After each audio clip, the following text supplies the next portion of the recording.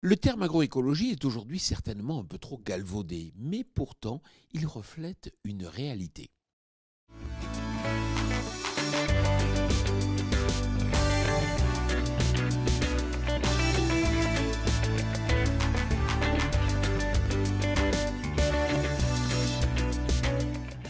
Cette semaine, je vous amène à la rencontre de Philippe Collin, agriculteur à Colombey-les-Choiseuls, en Haute-Marne. Bonjour Philippe, pourriez-vous nous présenter votre exploitation ?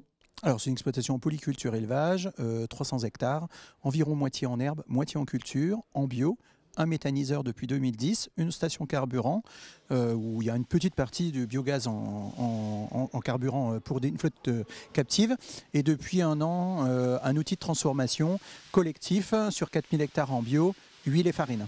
À votre avis, qu'est-ce qu'on n'a pas compris dans l'agroécologie ? Alors, quasiment tout, mais en premier, plutôt tout ce qui est facteur risque lié à la remise en cause, puisque l'agroécologie, c'est une approche globale, alors qu'aujourd'hui, on était plutôt dans des approches très techniques, silo, où on ne lit pas réellement la partie végétale, animale, etc. Je peux donner un exemple.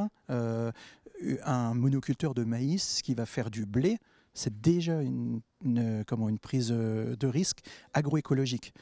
Quelqu'un qui est très diversifié, qui va mettre de l'élevage dans un système très céréalier, c'est aussi de l'agroécologie. En fait, compte, c'est le degré de correction.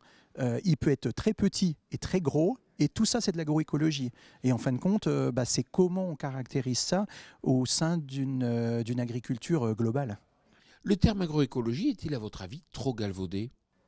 En fait, à force de l'utiliser plutôt comme fondement général, on ne sait plus ce qu'il y a dedans. Et on risque de tout y mettre dedans. Un agriculteur bio fait de l'agroécologie, un agriculteur en ACS fait de l'agroécologie, un agriculteur en régénération fait de l'agroécologie. En fin de compte, l'agroécologie, c'est bien le fondement de évitement, substitution, reconception. Tant qu'il n'y a pas ces trois termes-là, on ne peut pas imaginer que c'est de l'agroécologie. Donc reconcevoir un système, ce n'est pas spécialement mettre de l'élevage dans un système céréalier, mais c'est peut-être mettre des moutons qui suivent une vache. Et oui, peut-être que là, c'est une reconception. Donc en fait, c'est vraiment cette base-là, mais cette base-là doit emmener un plus en termes de résilience de l'exploitation, en termes de prise de risque, ça doit être aussi assumé. Donc si ce n'est pas l'agriculteur qui assume le risque, ça peut être aussi la société qui assume le risque. Et puis derrière, comme tout projet agricole, ça doit en faire vivre ceux qui portent ces projets-là.